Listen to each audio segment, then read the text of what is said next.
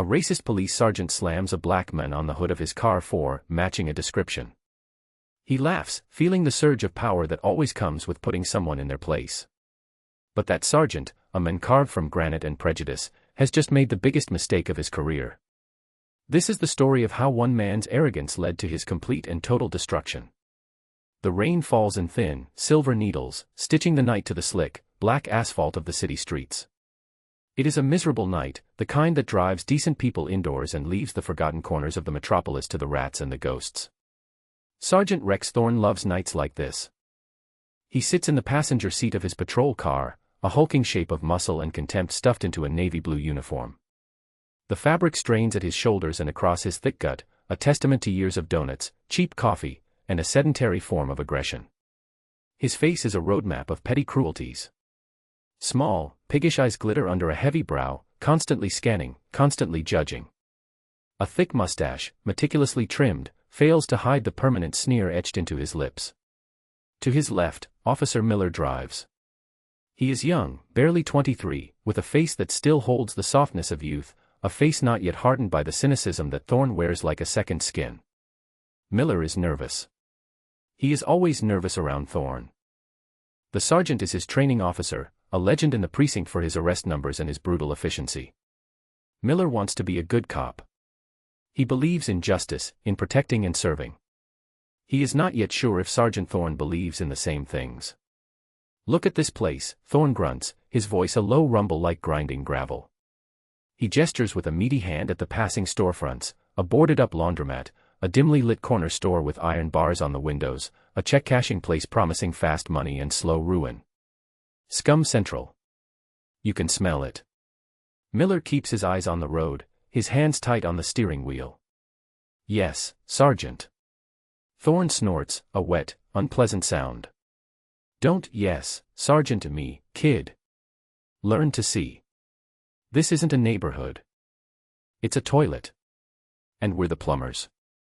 The metaphor hangs in the stale air of the car, crude and ugly. Miller doesn't respond. He just drives, the rhythmic thump of the windshield wipers counting out the seconds of the long, tense night. They are prowling. There is no other word for it. They are not responding to a call. They are not on their way to an emergency. They are hunting, moving slowly through the rain-slicked veins of a part of the city Thorne has already condemned. He is looking for a reason. Any reason. And then, he sees it. A figure, walking alone on the sidewalk. A man. A black man. He wears a simple gray hoodie, the hood pulled up against the rain, and dark jeans. His pace is steady, unhurried. He carries nothing in his hands. He is just a man, walking home in the rain. But in the predatory calculus of Rex Thorne's mind, he is something else entirely. He is a target. "There," Thorne says, his voice dropping an octave, taking on a new and eager edge. "Right there.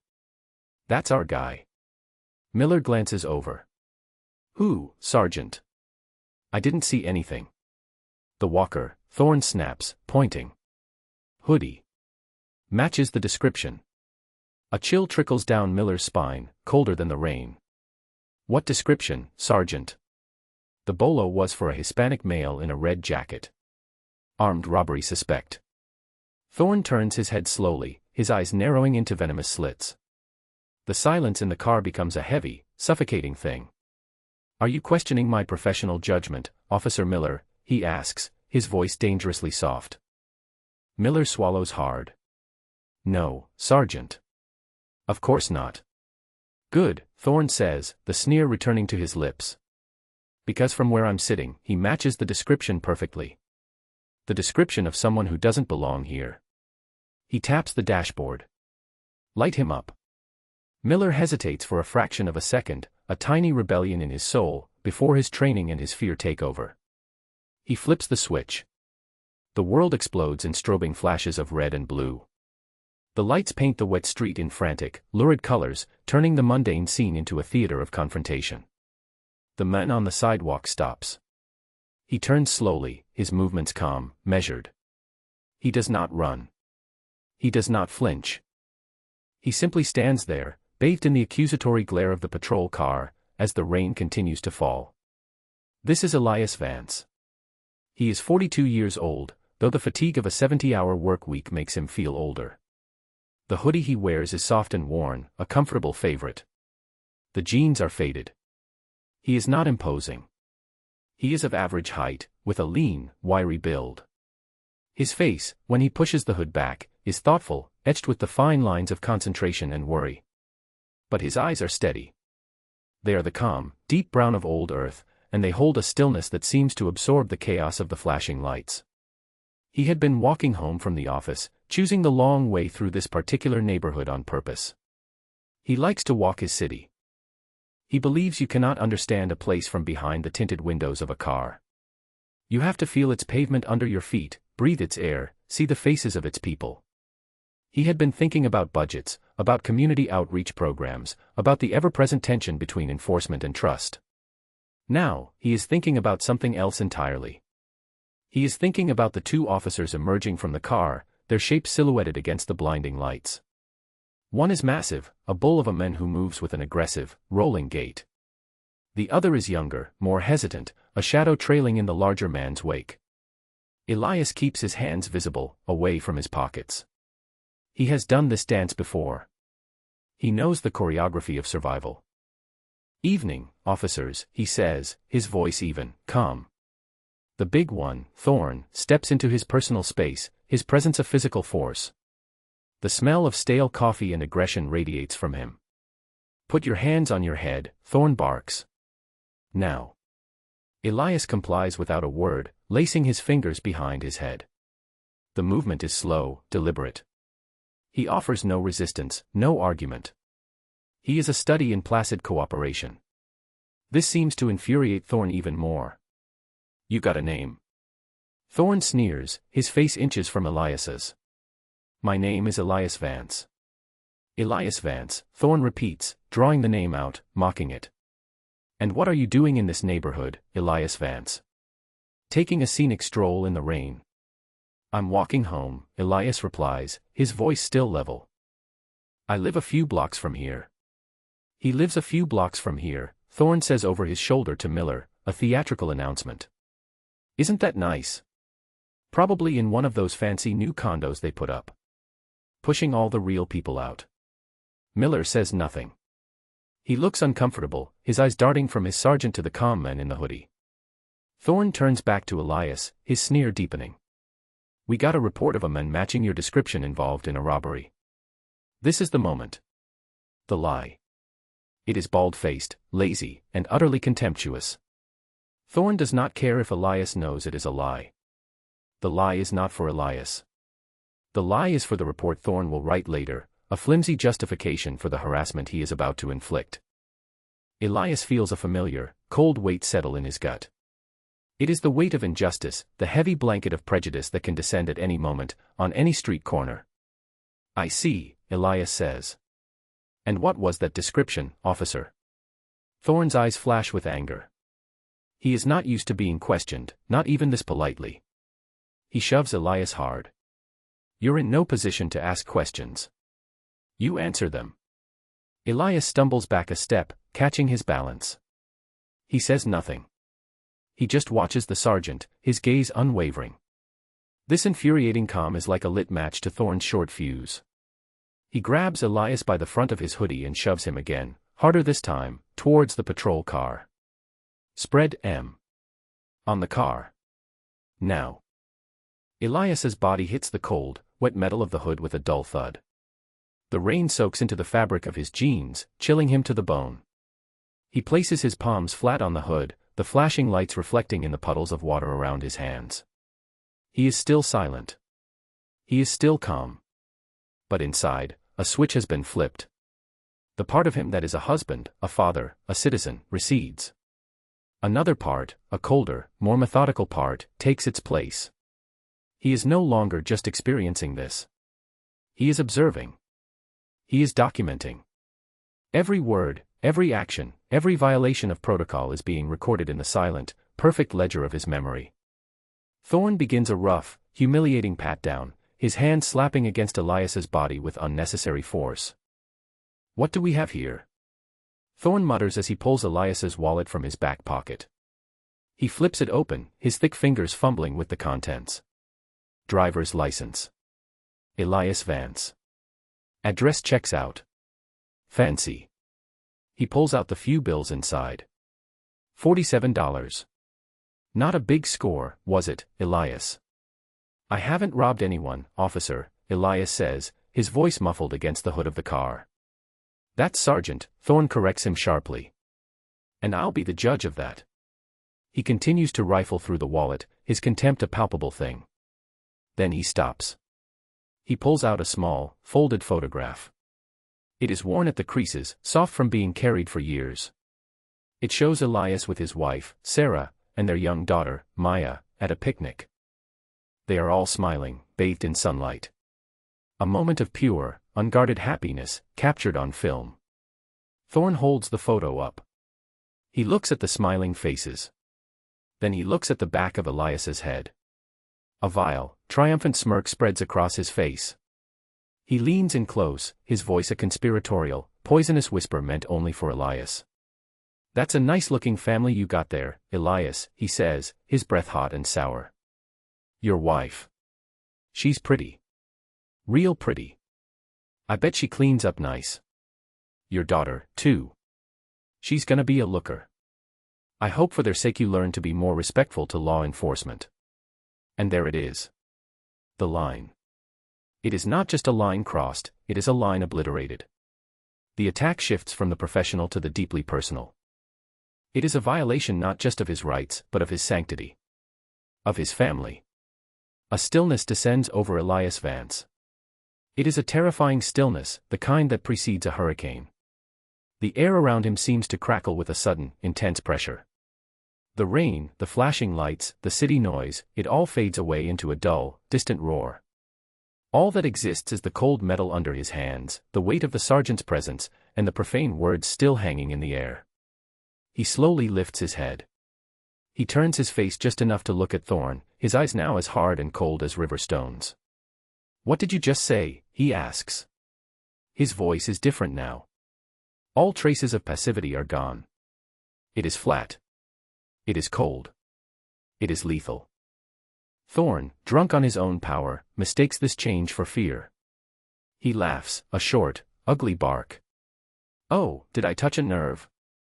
You should have thought about that before you decided to play tough guy. Now you're looking at resisting, maybe even assault on an officer if you keep giving me that look. He throws the wallet onto the wet hood. The precious photo of his family lands face down in a puddle. You're coming with me, Thorne declares, reaching for his handcuffs. We'll sort this out down at the station. He is enjoying this.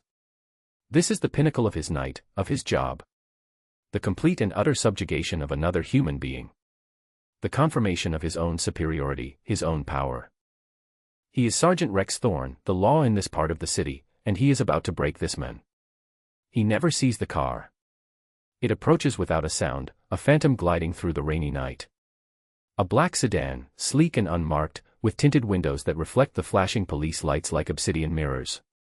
It pulls up alongside the patrol car, its engine a barely audible hum. Thorne glances over, annoyed at the interruption. What the hell is this? Move it along, he yells, waving a dismissive hand.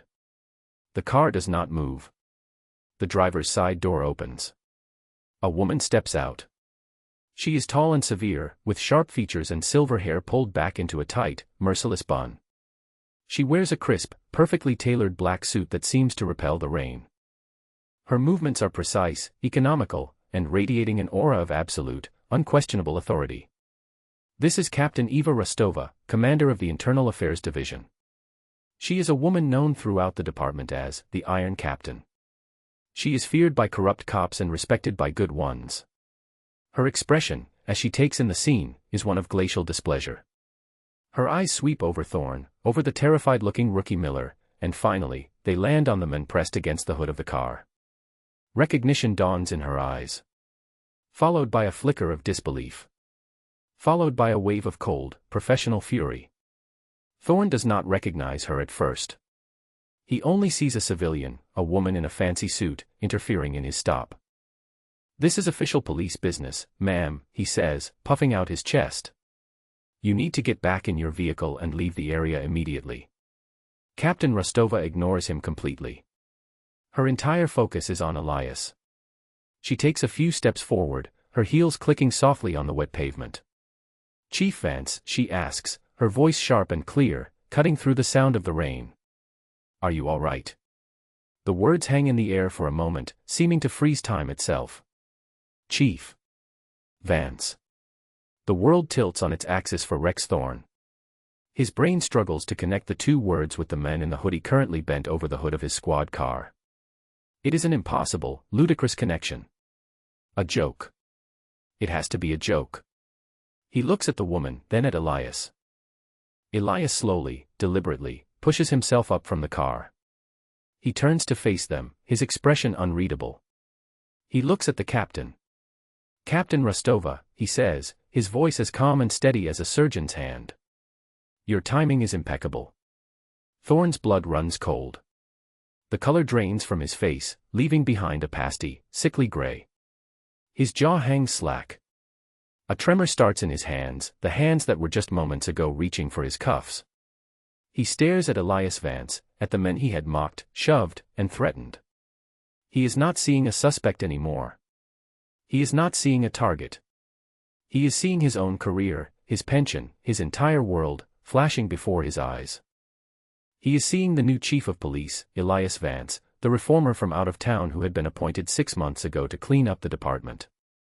The chief he had only ever seen in department-wide emails and grainy photos from press conferences, always in a sharp suit and tie. Not in a hoodie. Never in a hoodie, walking alone in the rain. Officer Miller looks like he has seen a ghost.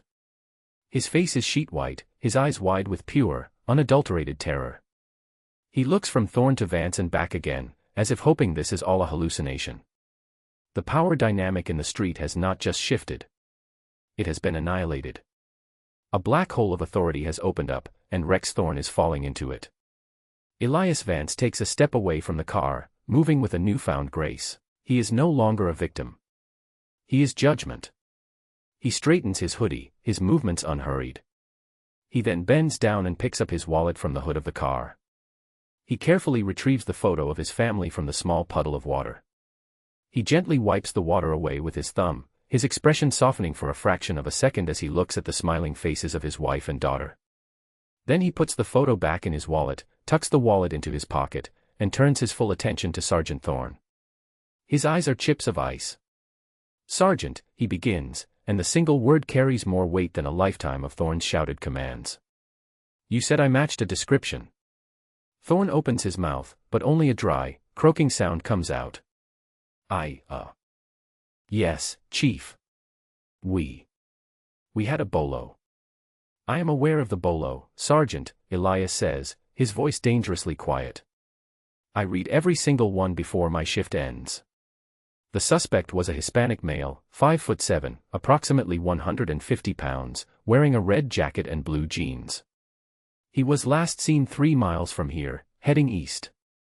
I am a black male, 6 feet tall, 180 pounds, wearing a gray hoodie and dark denim. I was walking west. So, I will ask you again. What description, exactly, did I match? The question is a trap, and Thorne knows it. There is no right answer. Every possible response is a confession of his guilt. It was dark, Chief, Thorne stammers, his eyes pleading. The rain. Visibility was poor. I made a mistake. A mistake, Elias repeats the word, letting it hang in the air. Is that what you call it? A mistake. He turns his head slightly, addressing the younger officer. Officer Miller. Miller jumps as if struck by lightning. Yes, Chief. Officer Miller, I want you to tell me, with Captain Rostova of Internal Affairs as your witness, exactly what Sergeant Thorne said to you in the patrol car before you initiated this stop. Thorne shoots a panicked, desperate look at his rookie partner. It is a look that says, don't you dare. But Miller is no longer looking at his sergeant. His training, his career, his very freedom are on the line. He sees a lifeline, and he grabs it with both hands. He looks at Chief Vance, his eyes filled with a mixture of terror and a desperate desire for absolution. He He said you matched the description, sir, Miller begins, his voice trembling. The description of what, officer? Elias presses, his voice relentless. Miller takes a shaky breath. He said you matched the description of someone who doesn't belong here. The confession hangs in the air, stark and ugly. Thorne closes his eyes. It is over. He knows it. But his arrogance, the deep, cancerous root of his being, will not let him go down silently. His fear curdles into rage. This is a setup, he suddenly bellows, his voice cracking with desperation. This is entrapment. You were dressed like that on purpose. Walking through here, baiting us. He points a trembling finger at Elias.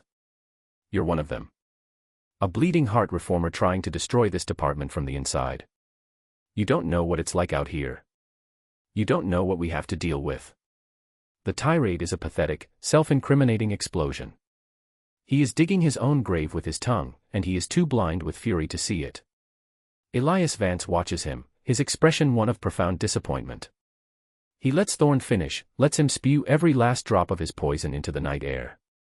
When the sergeant finally falls silent, panting for breath, Elias speaks. You are right about one thing, Sergeant, he says softly. I don't know what it's like for you. Because I am a police officer who believes in the Constitution. I believe in probable cause. I believe in treating every single citizen with dignity and respect, regardless of what they look like or what neighborhood they are in. He takes a step closer. And you are wrong about something else. This was not entrapment. This was a Tuesday. He reaches into his pocket and pulls out his phone. It is a standard department-issue smartphone. Nothing special about it. Except for one thing. You seem to have missed the memo about the department-wide tech upgrade, Sergeant, Elias says, his thumb hovering over the screen. These new phones have a feature. A one-touch silent audio recording that uploads directly to the Internal Affairs Cloud server in real time. It's designed for situations where an officer might feel they are in a compromised position. He presses a button on the screen. And Thorne's own voice, tinny and distorted but unmistakably his, fills the night. That's a nice-looking family you got there, Elias. Your wife. She's pretty. Real pretty. I bet she cleans up nice. Your daughter, too. She's gonna be a looker. I hope for their sake you learn to be more respectful to law enforcement. The recording is crystal clear. Every vile, threatening word is preserved. A guttural sound escapes Thorne's throat, a strangled gasp of pure horror. The last of his bluster, his rage, his defiance, evaporates. He is left with nothing but the raw, naked terror of a man who has just witnessed his own execution. He looks at Elias, his eyes wide with a dawning, terrible understanding. This was never a random stop. From the moment he laid eyes on him, Elias Vance had been in complete control. He had not been a victim. He had been a judge. And the verdict was in. Elias turns off the recording. He looks at Captain Rostova. He does not need to say a word. She understands. She steps forward, her face a mask of cold fury. Sergeant Rex Thorne, she says, her voice ringing with finality. Pursuant to Departmental Regulations 214 and 408, you are hereby relieved of duty, effective immediately, pending termination. She holds out her hand. Your service weapon. And your badge. Now. Thorne stares at her hand as if it were a venomous snake. His body refuses to obey. His weapon and his badge are not just tools. They are the source of his power, the symbols of his identity. To give them up is to cease to exist. I can't, he whispers. That was not a request, Rostova says, her voice dropping to a dangerous whisper. Do not make this worse for yourself. With trembling, fumbling fingers, Thorne unholsters his Glock and places it in her outstretched hand. Then, with a movement that looks physically painful, he unclips the heavy silver shield from his belt and hands that over too. He is disarmed. He is unbadged. He is nothing. Just a large, pathetic man in a wet uniform, standing in the rain. The flashing lights of his own patrol car now seem to mock him, illuminating his public humiliation for the whole world to see. Elias Vance watches the entire exchange without a flicker of emotion. When it is done, he steps forward until he is standing directly in front of the men who, just minutes before, had held all the power. He looks Thorne directly in the eye. "You didn't see a citizen tonight, Thorne," he says, his voice low and cutting. "You didn't see a man walking home. You saw a stereotype you carry around in your head. You saw a target. You saw what you wanted to see." He leans in closer. "You saw a criminal in a bad suit. But what you were really looking at was the chief of police. And your career is over because you were too blinded by your own hatred to tell the difference." He straightens up, his final words delivered like a sentence. "You are no longer a police officer in my city. Not tonight. Not ever. Captain Rostova will escort you to the precinct, where you will be formally processed. For assault. For official misconduct. For the violation of civil rights. You have the right to remain silent. I suggest you finally use it." He turns his back on the shattered men, a gesture of ultimate dismissal. His attention now falls on the last piece of the equation. Officer Miller. The young cop is shaking, his face a mess of fear and shame. "Chief Vance." "Sir." He stammers. "I'm so sorry. I should have." "You should have what, Miller?" Elias asks, his voice hard but not unkind. "You should have spoken up. You should have stopped him." "Yes, you should have. But you were afraid. I understand that. Fear makes cowards of us all." He pauses, studying the young man's face. "You have a choice to make, officer. Right now. You can be a coward like him, and your career will end tonight alongside his. Or you can be the kind of police officer the city desperately needs. One who tells the truth, no matter the cost. Your statement to Captain Rostova tonight will determine which of those men you are going to be."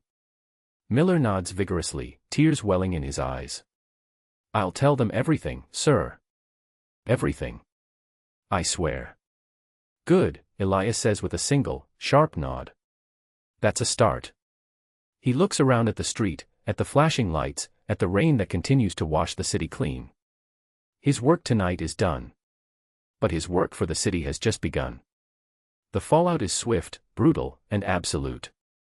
It is a cleansing fire, and Elias Vance is the one holding the torch. Sergeant Rex Thorne, as he is now known in every news report, is formally fired from the police department the very next morning. There is no suspension. There is no paid leave. The police union, after hearing the audio recording and seeing the mountain of evidence compiled by Captain Rostova overnight, issues a public statement condemning Thorne's actions and announcing they will not be providing him with legal representation. He is abandoned.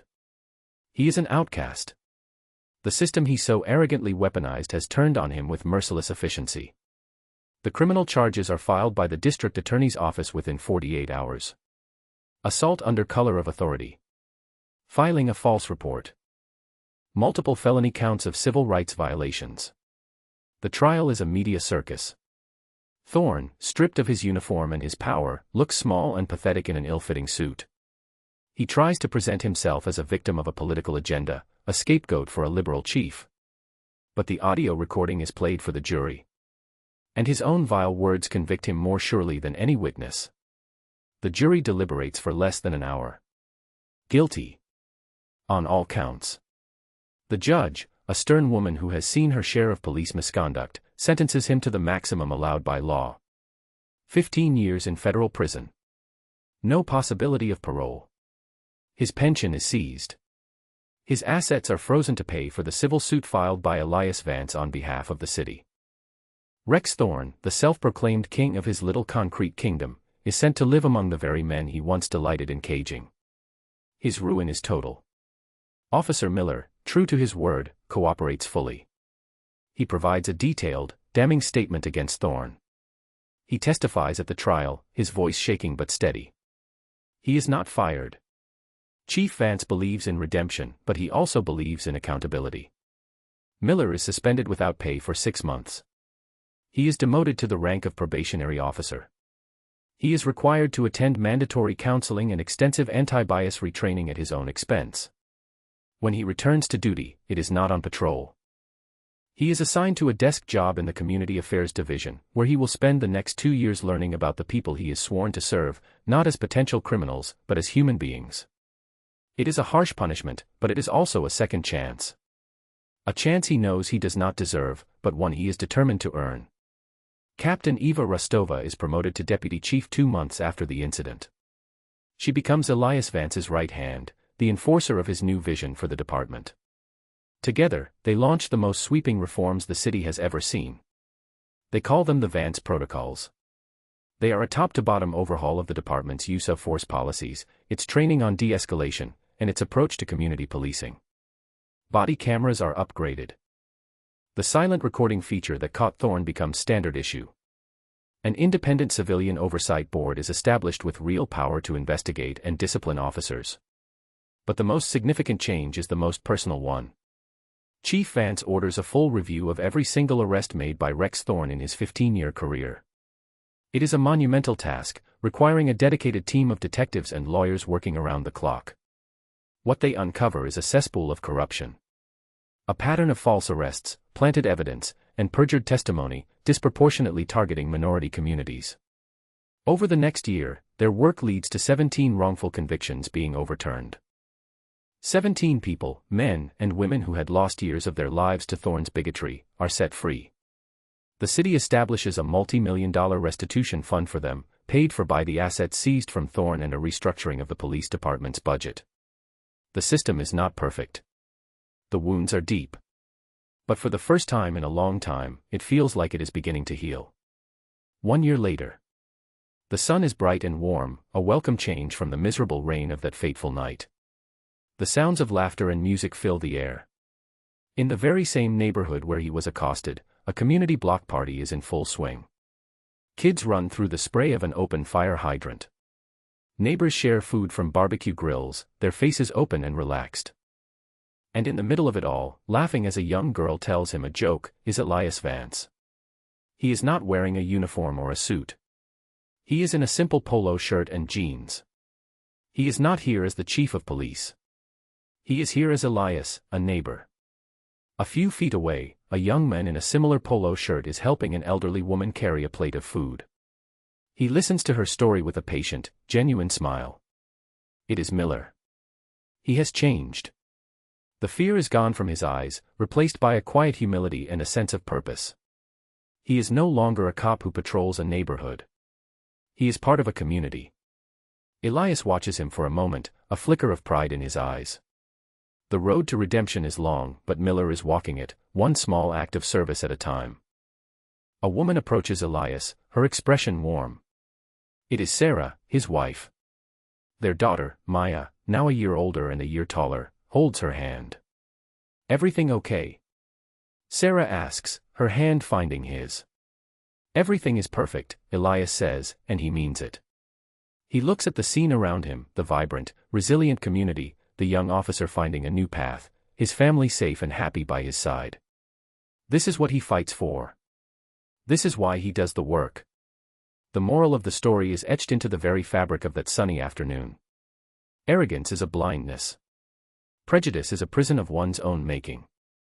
Rex Thorne looked at a man in a hoodie and saw only what his hatred allowed him to see, a threat, a lesser, an object to be controlled. He never imagined he was looking at his own reckoning. He never dreamed that the man he was slamming against the cold, hard metal of a car was the one person in the entire city who held the power to bring his whole corrupt world crashing down. He saw weakness where there was immense strength. He saw a victim where there was a quiet, waiting victor. And in the end, the system he thought he owned, the power he thought was his by right, was turned against him, not by a reformer's agenda, but by the simple, undeniable truth of his own character. He was a bully who finally picked a fight with someone who could not be broken, and in doing so, he broke himself. Completely. And totally.